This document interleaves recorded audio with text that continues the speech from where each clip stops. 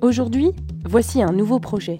Monsieur et Madame Legrand ont 3 enfants, de 3, 5 et 8 ans. Avec tout ce petit monde, ils ont besoin de repenser l'aménagement intérieur de la maison.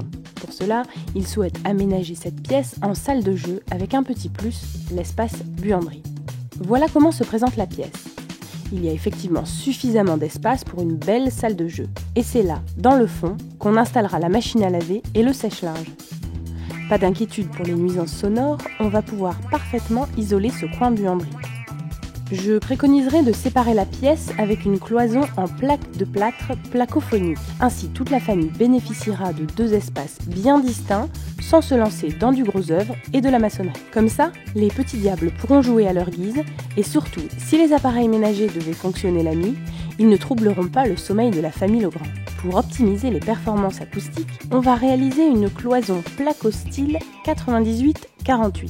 48 représente la largeur des rails et des montants. 98, c'est la largeur totale de la cloison, c'est-à-dire le montant de 48 mm plus 2 plaques de plâtre de 12,5 mm de chaque côté, soit 98 mm au total. Vous voyez ? Voilà ce qu'il nous faut. Des plaques de plâtre placophoniques, de la laine minérale par, des rails style R48, des montants style M48 et des vis TTPC 25 et 45. Et pour les outils, nous avons besoin d'une scie, Un soulève-plaque, une visseuse, un tournevis, un cutter, un mètre, une règle de maçon et une grignoteuse. Avant de commencer, les vérifications d'usage. Veillez bien à ce que les supports soient sains et puissent être percés sans danger. vous devez toujours porter des équipements adaptés. Munissez-vous systématiquement de gants, lunettes, masques jetables et veillez à porter des vêtements à manches longues. Voici comment ça va se passer.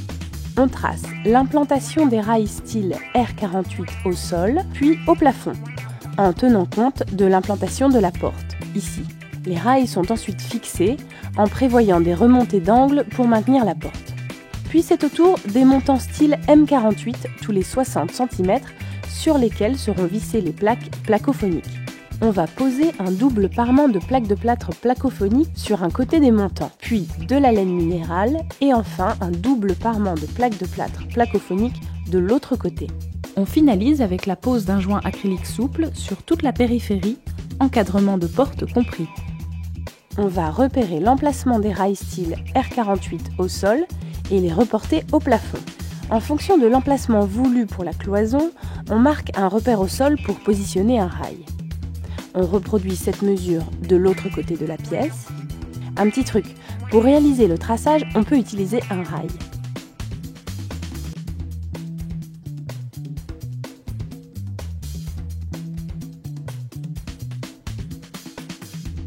On va maintenant reporter l'implantation au mur à l'aide du niveau à bulles pour garantir l'aplomb de la cloison.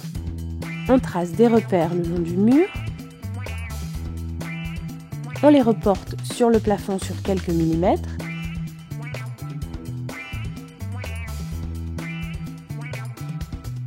Puis on reproduit ces gestes de l'autre côté de la pièce.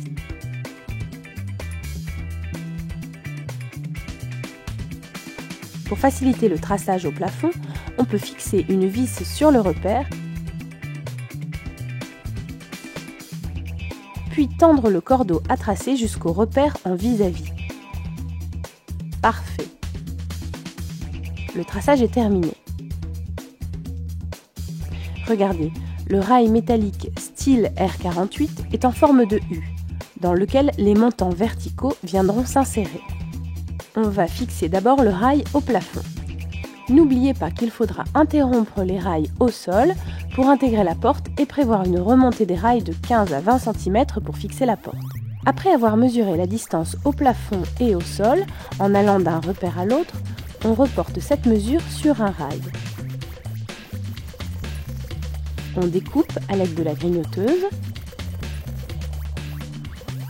On aligne précisément le bord du rail sur le tracé, puis on le visse au plafond tous les 60 cm à l'aide de fixations adaptées. On va repérer l'emplacement de la porte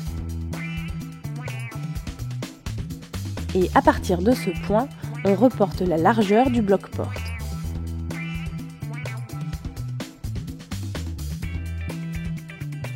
Sur un rail, on reporte la distance entre le mur et la porte en ajoutant 15 cm pour l'angle de maintien de porte. Puis, on découpe à la grignoteuse. On coupe les ailes du rail à la cisaille à 15 cm de l'extrémité, puis on plie pour former un angle de 90 degrés. On place le bord du rail sur les repères, comme ça, puis on le fixe au sol. On fait exactement la même chose de l'autre côté de la porte. On fixe l'ossature au sol tous les 60 cm avec des fixations adaptées. Si c'est nécessaire, on recoupe le bas des montants de la porte pour que l'espace entre le sol fini et la porte soit d'au moins 1 cm. On détermine la hauteur souhaitée, puis on trace à l'équerre le trait de coupe sur les 3 faces du montant.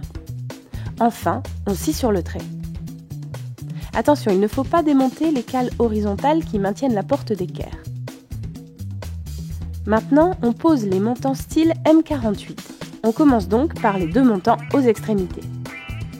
Regardez, le montant possède des perforations pour permettre de passer les gaines à l'intérieur de la cloison. On mesure la hauteur entre le sol et le plafond. Puis on reporte cette mesure minorée d'1 cm sur le montant qui sera posé sur le mur. Ensuite, on découpe le montant à la grignoteuse. On l'insère dans le rail supérieur en ménageant un espace d'1 cm entre le montant et le plafond. On le visse au mur avec des fixations adaptées tous les 60 cm. On procède de la même façon de l'autre côté de la pièce. Et maintenant, on va placer les montants qui maintiendront la porte, d'accord ? On mesure la hauteur entre le sol et le plafond de chaque côté de la porte. On reporte les mesures sur les montants moins 1 cm. On découpe les montants. On insère les montants dans le rail, puis on les emboîte dans les retours verticaux du rail bas. Mais attention, on ne les fixe pas. C'est pour faciliter l'intégration de la porte. Vous allez voir. Vous êtes prêts ? On va positionner la porte et réaliser l'imposte à l'aide de rails et de montants. Tout d'abord, on insère le bloc-porte entre les montants style M48. Puis, on les emboîte des 2 côtés.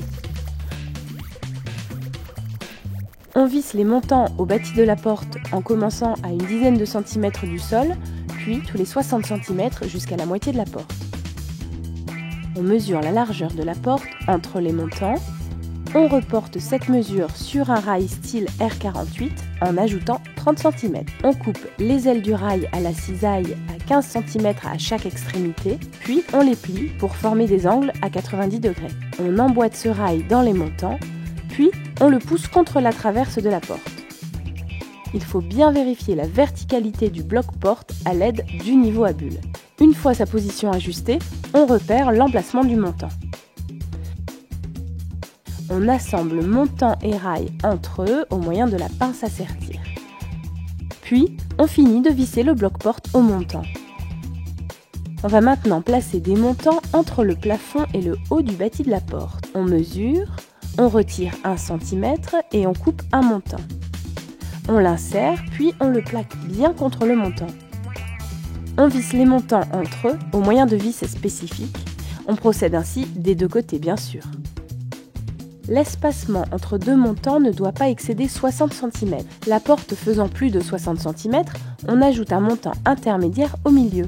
On trace les repères au-dessus de la porte et sur le rail supérieur.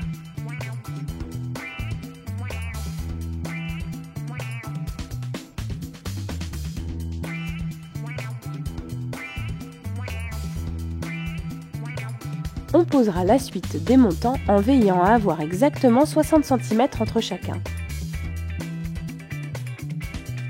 Attention, veillez à placer le milieu du montant au niveau du repère, ici. Comme précédemment, on découpe les montants à la hauteur sol-plafond moins 1 cm. Puis on insère les montants dans les rails alignés sur le repère.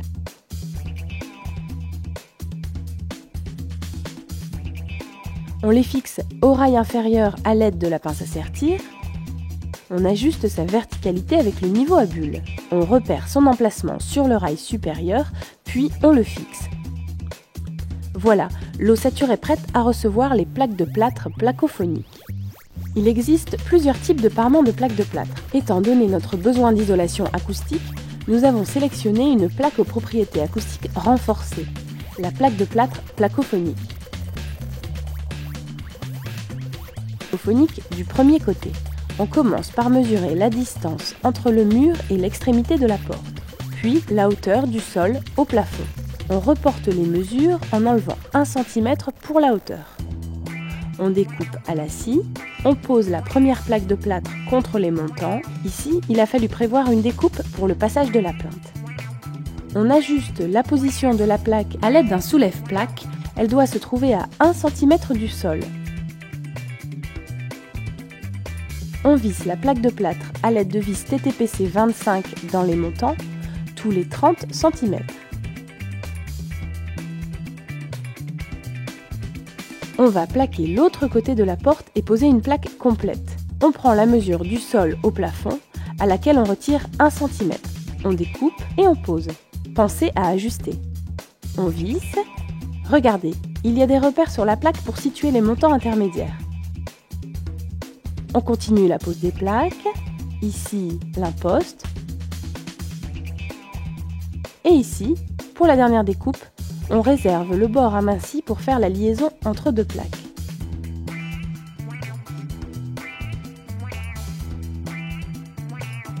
Voilà, le premier parement est posé. On pose le deuxième parement en procédant de la même façon en utilisant des vis TTPC 45. On décale les joints de plaques quand cela est possible pour maximiser la performance acoustique. Les plaques sont fixées. On va maintenant poser la laine minérale. Le rouleau est prédécoupé au centre. Vous voyez, il vous suffit de séparer les deux morceaux de 60 cm de large chacun au cutter. On mesure la distance entre les rails. On ouvre le rouleau au cutter en prenant soin de découper au début du rouleau pour ne pas abîmer le voile confort. Pensez à bien protéger le sol si c'est nécessaire avant la découpe. On reporte ces mesures sur la laine, on découpe en s'aidant de la règle et on insère maintenant la laine entre les montants. On procède de même pour la suite de la cloison. Quand la largeur de laine à poser est inférieure à 60 cm, on peut découper des morceaux de laine dans la largeur du rouleau et les disposer entre les montants, bien bord à bord les uns les autres. On comble tous les espaces vides avec des chutes de laine minérale. Il ne reste plus qu'à faire passer les fils électriques à travers les montants dans les perforations prévues à cet effet.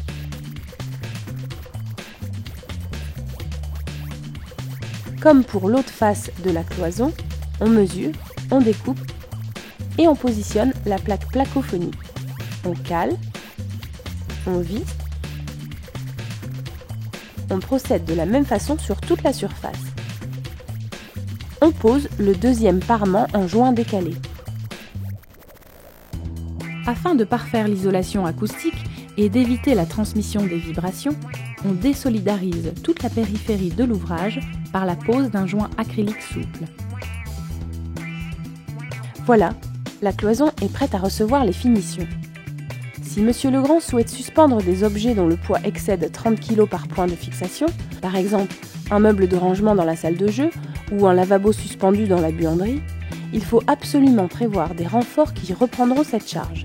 Pour cela, on va utiliser des tasseaux de bois 45 par 45 positionnés à l'endroit de la charge.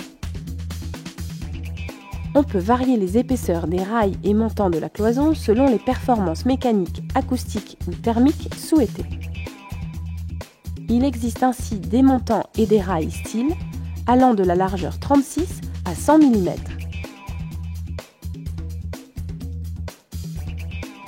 Par exemple, on peut poser des montants style et des rails style de 70, deux plaques de plâtre placoplâtre BA13 de chaque côté. On obtient une cloison 120-70. On peut aussi faire varier la nature de la plaque en fonction des besoins. La plaque placo-plâtre BA13 standard pour tous vos aménagements intérieurs, la plaque placo-flamme résistante au feu avec un vissage de plaque tous les 15 cm, la plaque placo-marine BA13 pour les pièces humides, la placo-impact BA13, 4 fois plus résistante qu'une plaque standard. Elle offre jusqu'à 50% de bruit en moins et améliore la qualité de l'air intérieur grâce à la technologie Active Air.